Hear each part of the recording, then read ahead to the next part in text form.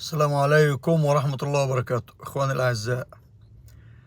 آه زي ما قلنا مرتضى اتحبس، اتنفذ عليه القانون، إنما كهرباء لم يعاقب، سيد فخرية لم يعاقب.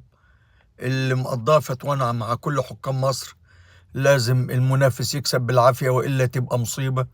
وهو لازم بصراحة الحكام تكتب في التقرير بتاعها اللي سيد فخرية بيعمله علشان كل واحد ياخد حقه.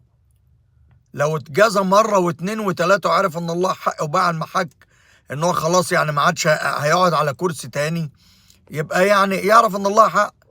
انما مقضاها فتوانا كل لما الفريق ما يكسبش ينزل يتعارك كاننا في سوق في شادر السمك. ايه ده يا جماعه؟ ده ايه ده؟